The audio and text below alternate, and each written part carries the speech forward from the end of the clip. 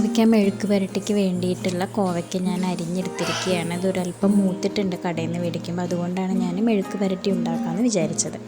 ഇതിലേക്ക് വേണ്ട സാധനങ്ങൾ: ചതച്ച മുളക്, ഒരു അര സബോള അരിഞ്ഞ് വെച്ചിരിക്കുന്നതാണ്, ഒരു 2-3 വെളുത്തുള്ളി, ഒരല്പം മഞ്ഞൾപ്പൊടി, അല്പം കറിവേപ്പില. ഇത്രയും സാധനങ്ങൾ മതി നമുക്ക് മെഴുക്ക് പുരട്ടി ഉണ്ടാക്കിയെടുക്കാൻ. ഞാൻ പാൻ അടുപ്പത്ത് വെച്ച് ഇത് ചൂടായി വരുമ്പോൾ എണ്ണ ഒഴിച്ച് ചൂടാക്കി കടുക് പൊട്ടിച്ചു. ഇനി ഞാൻ ഈ കടുക് പൊട്ടിയതിന് ശേഷം അരിഞ്ഞു വെച്ചിരിക്കുന്ന സബോളയും വെളുത്തുള്ളിയും ഒരുമിച്ചിട്ടു.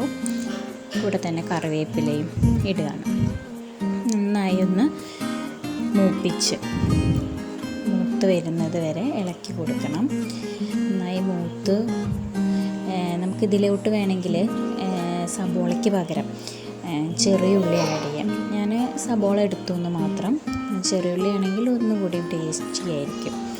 അപ്പോൾ നന്നായി ഇത് മൂത്തതിന് ശേഷമാണ് നമുക്ക് മുളക് പൊടി ഇടാം. പക്ഷെ അതിനേക്കാളും ടേസ്റ്റ് നമ്മൾ ചതച്ച മുളക് ഇടുകയാണെങ്കിൽ കുറച്ചും കൂടി ടേസ്റ്റി ആയിരിക്കും. അതുകൊണ്ട് ഞാനിവിടെ ചതച്ച മുളകാണ് ഇടുന്നത്.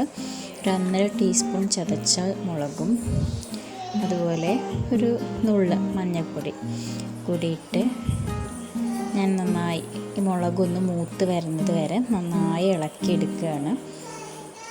നമ്മൾ മുളക് പൊടിയാണെങ്കിൽ നമ്മൾ പെട്ടെന്ന് മൂത്ത് കിട്ടും.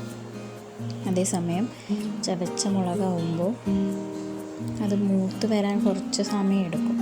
അപ്പോൾ അത് നന്നായി ഒന്ന് കൈയെടുക്കാതെ ഇളക്കണം.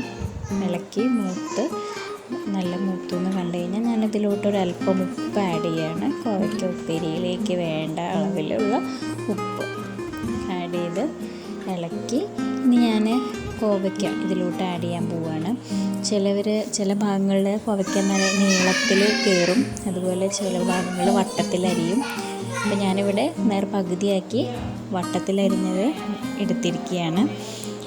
അപ്പോൾ കോവയ്ക്ക ഇട്ടതിന് ശേഷം വെള്ളം ഒഴിക്കരുത്. നമ്മൾ വെള്ളം ഒഴിക്കാതെ വേണം നന്നായി ഇളക്കി യോജിപ്പിച്ച്. വെള്ളം ഒഴിക്കുന്നതിന് പകരം നമ്മൾ മൂടി വെച്ച് അടച്ച് വെക്കുകയാണ് വേണ്ടത്.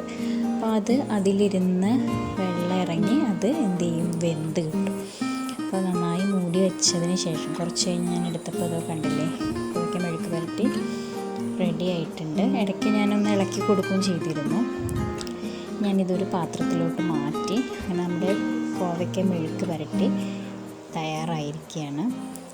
അപ്പോൾ നിങ്ങളിതുപോലെ തന്നെ വളരെ കോവയ്ക്ക മൂത്തിട്ടാണ് നമുക്ക് കടയിൽ നിന്ന് കിട്ടുന്നത് മേടിച്ചതെന്നുണ്ടെങ്കിൽ ഇതുപോലെ മെഴുക്ക് പുരട്ടിയാക്കിയാൽ നല്ല ടേസ്റ്റായിരിക്കും.